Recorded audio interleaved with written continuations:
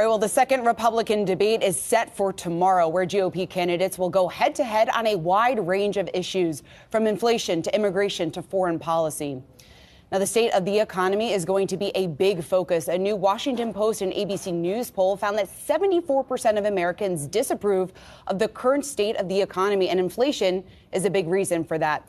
Former Vice President of the United States, Mike Pence, joins us now, along with Yahoo Finance's Rick Newman. Mr. Vice President, thanks so much for your time. It's good to see you. You bet. Good to be with you all. Thank you. Mr. Vice President, President Biden reappointed Jay Powell as Fed chair for a second term. And here we are today.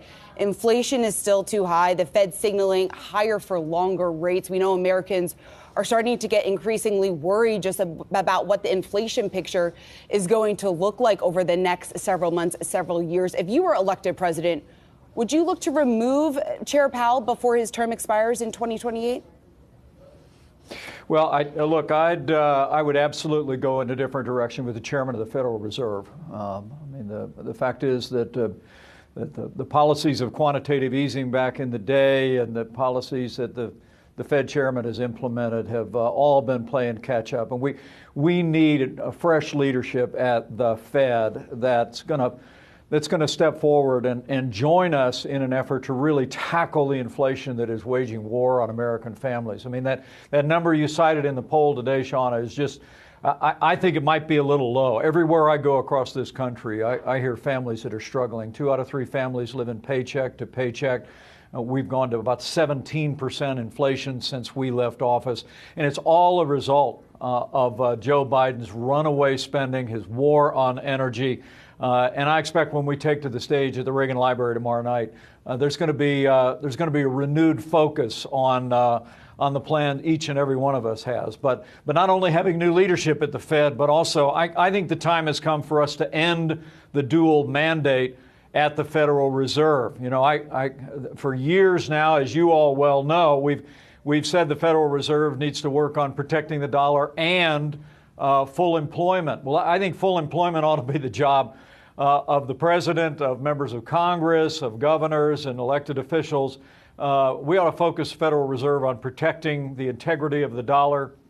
I'll do that if I'm president of the United States. So ending the dual mandate, bringing new leadership to the Fed, that'll all be part of the Pence plan if I become president of the United States. And so you believe the Fed dual mandate, price stabilization, maximum employment should be trimmed. Under the existing Fed mandate, what grade then would you give Chair Powell and the FOMC in the effort to stabilize inflation now? Well, you know, it's almost like they're chasing after the failed policies of Bidenomics. I mean, Joe Biden is traveling around the country talking about Bidenomics being a success. And so I understand why after years of quantitative easing and essentially free money, why the Federal Reserve has taken the steps that they're taking, but they're painful and they're really the result of failed policies of this administration. So I want to focus on where the real responsibility is, and that is that we need new leadership in the White House. And frankly, I also believe we need new leadership in the Republican Party, because at a time of record inflation over the last 2.5 years, at a time of rising energy prices, and let alone other crises at the border and otherwise, I really do see the Republican Party and, frankly, my former running mate really walking away from a commitment to fiscal responsibility, to reform, to the kind of steps that'll put our nation back on a path of fiscal solvency and lay a foundation for real economic growth. So let me ask you about fiscal responsibility.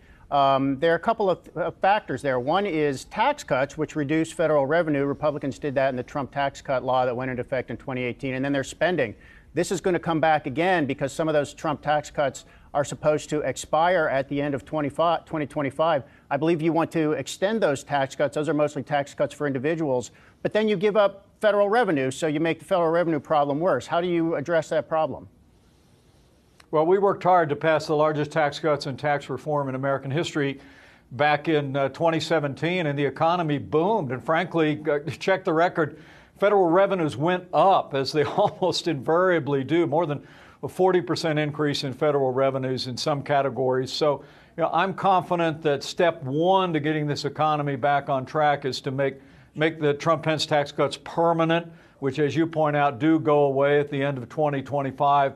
The other is I think we need to take a hard run at getting to a 15% corporate tax rate in this country. We tried to do that in the beginning. Ultimately, we settled out north of 20%. But I really do believe to put American businesses at an advantage for attracting capital and investment and creating jobs here in our country, we ought to drive down that corporate tax rate. But lastly, the last thing we should ever do is raise taxes. And people deserve to know that Donald Trump is actually talking about a 10% tariff on all imports into the United States of America. I think it would be the worst possible time to impose what could be one of the largest tax increases in history, raising the cost of goods at the retail level for Americans, raising the cost of input in manufacturing. I mean, now more than ever, we need to lower taxes, we need to balance budgets, and ultimately, we need to put our nation on a path of fiscal solvency by having leadership that's willing to engage the American people on reforming the real drivers of federal spending, which are entitlements and mandatory spending at the federal level. We have an intensifying auto workers strike. President Biden is on way to walk with striking workers today. President Trump is going to address them tomorrow. How would you resolve this strike? First of all, would you get involved? Second of all, do you think the auto workers deserve the additional pay and job security and benefits that they are asking for? Well, first, let me say, I was governor of Indiana, and Indiana is the second leading manufacturing state in the country per capita. We got an awful lot of auto workers in the state, and they're just great men and women, part of a great tradition. But I got to tell you, I think what's driving that UAW strike is not the standard arguments over class warfare and disparity between income and wages. I think it's that the fact is, under Bidenomics, wages are not keeping up with inflation.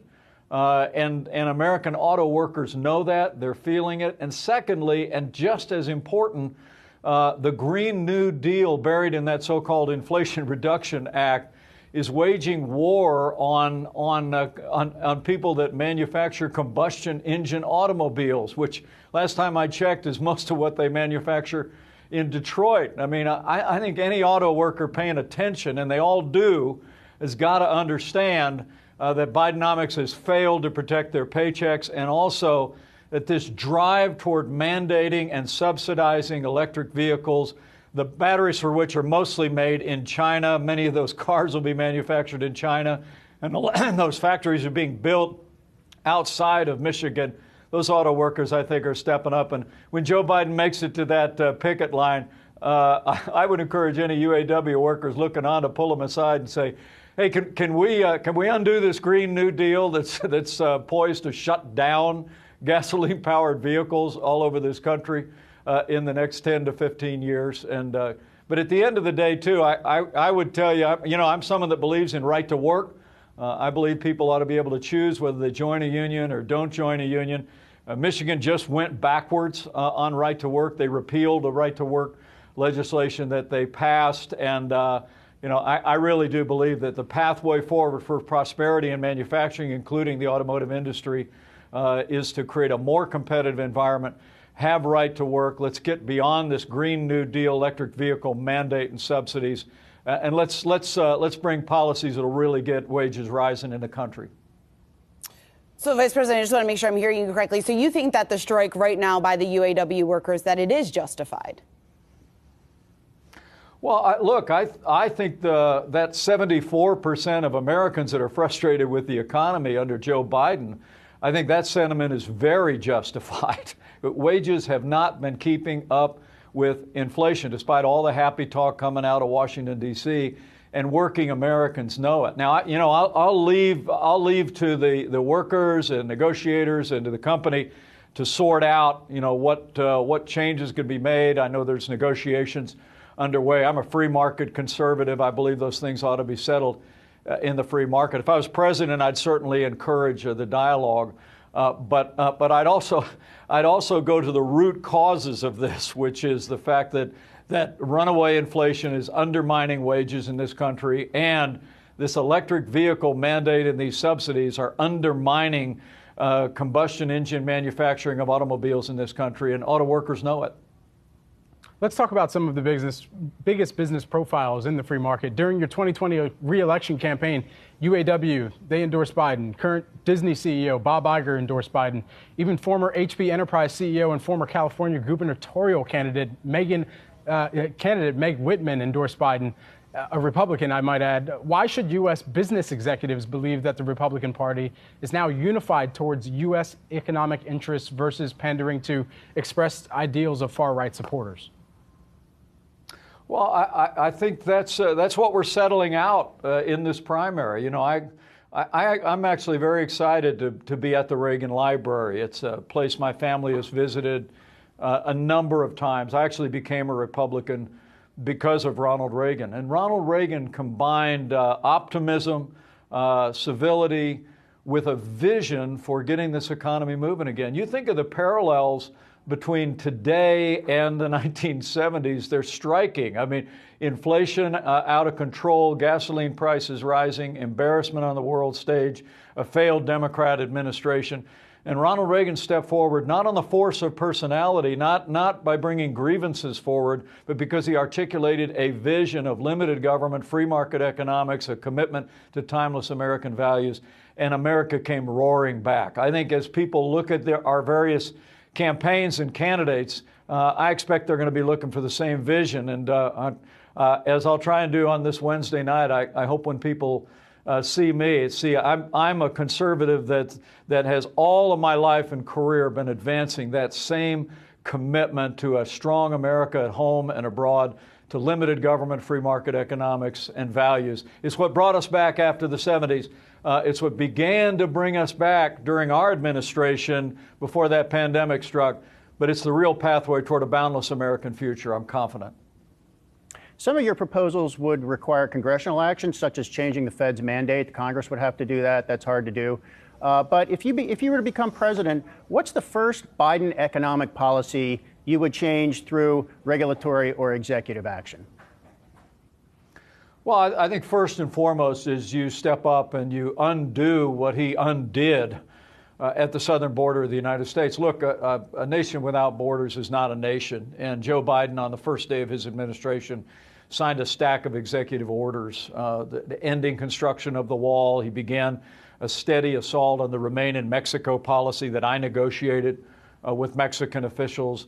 The combinations of what we did ended illegal immigration and asylum abuse essentially by 90% before that pandemic struck. And so I think securing the southern border of the United States, ending this avalanche of more than 5 million people into our country is really job one. But secondly, I think you've got to turn off the gusher of spending. I've got a plan at MikePence2024.com that really lays out about $1.2 trillion in cuts. The unspent dollars of about $3 trillion we need to cut off. I mean, I think the American people actually know that all of this debt that's piling up in Washington, D.C. is driving the inflation that is literally robbing the value of what's in their wallets and their pocketbooks. And so turning off the gusher of spending and then taking my experiences, 12 years in the Congress, 4 years as vice president and 4 years as a governor, to bear on bringing people together and figuring out a way that we can advance policies that will get this economy moving again. But I think the great challenge for our generation is going to be coming to terms with a national debt the size of our nation's economy. I'm one of the first candidates to actually even be willing to talk about reforming mandatory spending and entitlements for younger Americans. I'll sit members of Congress down on day one, give them a vision for restoring fiscal solvency. Joe Biden's policy is insolvency. He won't even talk about these large programs that are more than 70% of the federal budget. Donald Trump's policy is identical to Joe Biden's. Most of the candidates in the Republican primary are the same. But for me, it's about going to the American people, going to Congress, and putting America back on a solid foundation and a path to a balanced federal budget. Would you resume construction of the Trump wall on the southern border? Day one, you resume construction, and frankly, I've been down to the border 4 times, and the girders that are still rusting in the sun laying on their side that have been there since Joe Biden stopped construction of the wall are going to be pretty handy for construction workers to continue it. Look, the cartels are in operational control of the border. That's not my language. That's what our Border Patrol agents have told me. The wall is part of that. Remaining in Mexico is part of that. Title 42 is part of that. But also just recognizing that at the end of the day, we have a broken immigration system, and we're going to have to go to the American people ultimately once we secure our border and fix this system once and for all. The war in Ukraine, you do support U.S. military aid to Ukraine, unlike some members of the Republican Party. Would you do more? Would you, if you were president, would you be giving Ukraine more advanced weapons, perhaps putting U.S. military advisors in Ukraine doing things like that? Well, Russia's unconscionable and brutal invasion of Ukraine was an act of evil. I've actually traveled into the region, seen the aftermath of the human tragedy that continues to unfold there. And I hold to what used to be called the Reagan Doctrine, which is if you're willing to fight our enemies on your soil, we'll give you the means to fight them there so we don't have to fight them. I think Joe Biden's done a terrible job explaining our national interest in Ukraine and in supporting their military. Look, I've got a son in the Marine Corps, a son-in-law in the Navy. I have no doubt that Vladimir Putin, if he overruns Ukraine, he's going to cross the border of a NATO country that we're going to have to send our soldiers to fight. So I want to give Ukraine what they need to fight them there, and I want to do a better job than Joe Biden has done. It seems to me Joe Biden has just given Ukraine enough not to lose, but I think providing them with the advanced weaponry, with missiles, with the aircraft necessary to really take the fight to the Russians and drive them out. It's the fastest way to ending this conflict. Appeasement has never worked. I know that Donald Trump and others in this Republican field are talking about ending the race. Others are questioning that we have any national interest there at all. Look, Ukraine is not our war, but freedom is our fight, and I think it is imperative the United States of America continue to provide the soldiers in Ukraine what they need to repel that Russian invasion. I also think that sends the best message possible that we can send to China, that America is the leader of the free world, and the Western world will not tolerate them using force to extend their ambitions, especially when it comes to Taiwan. You've talked about this split in the Republican Party between populists and traditional Reaganite conservatives such as yourself.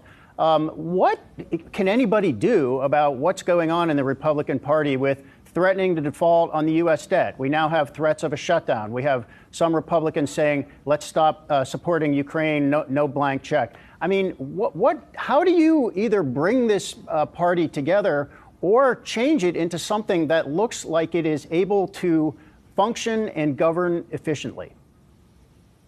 Well, first, let me say about the government shutdown. You know, I was a House conservative leader for 12 years, and House Republicans are the last line of defense for taxpayers in Washington, D.C. So I encourage the team there and Speaker McCarthy to continue to drive hard for one more down payment on fiscal responsibility and putting our nation back on a path toward a balanced budget. But really, at the end of the day, I think this ultimately goes into the hands of the American people.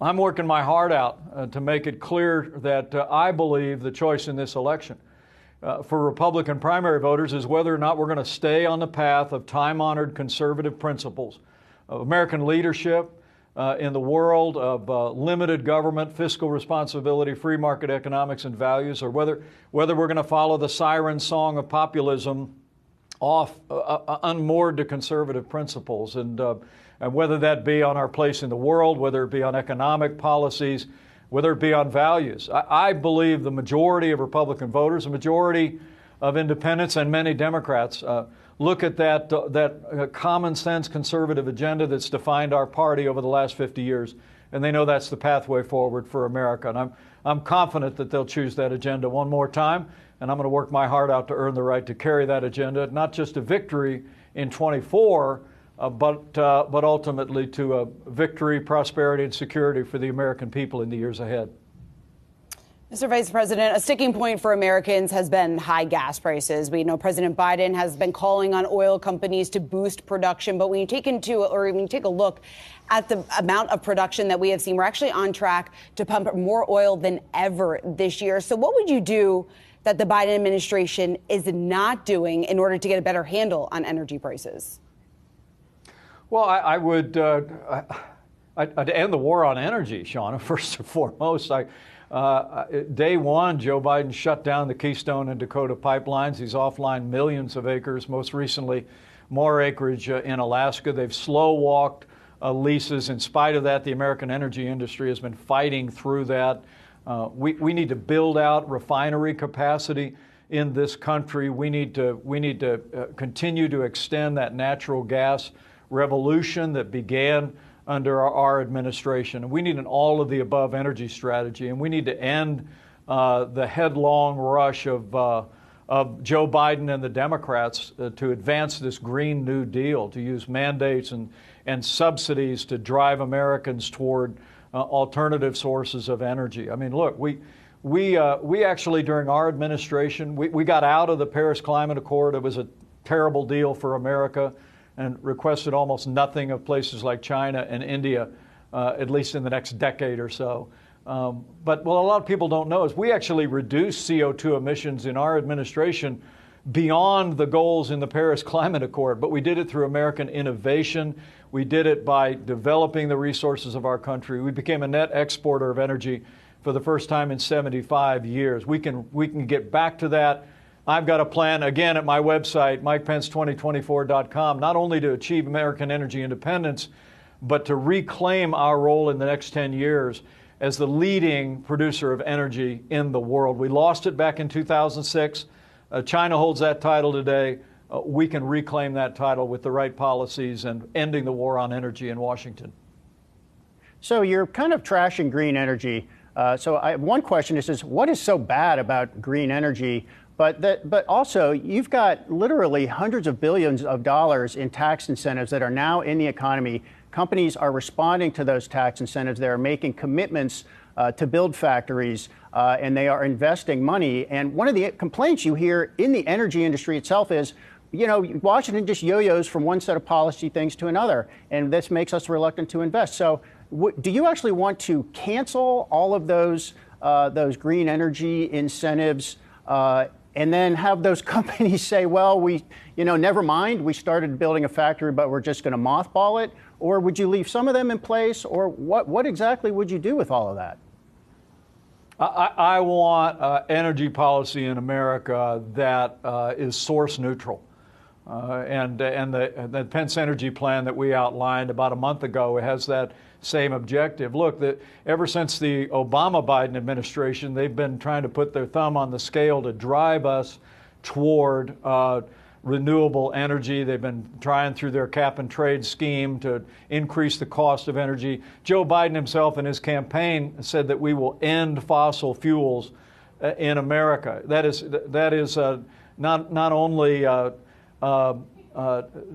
not only against the interests of the American people, it's categorically unrealistic by any measure when you think about global energy consumption over the next 25 years. I mean, we've got to have an all-of-the-above energy strategy. We've got to have a source-neutral energy strategy. We've got to take our thumb off the scale. But you check my record. I'm an all-of-the-above energy guy. In the state of Indiana, when I was governor, we had a strong commitment to renewables. I want to see the marketplace develop those things, not driving through mandates like you're seeing in places like California or government subsidies. That again, I would tell all of you, I think the heavy-handed approach to the Green New Deal has created the conditions that have got auto workers on that picket line in large measure in Detroit and around the country. All right. Former U.S. Vice President Mike Pence, thanks for your time this morning. We appreciate it. Thank you, guys. See you tomorrow.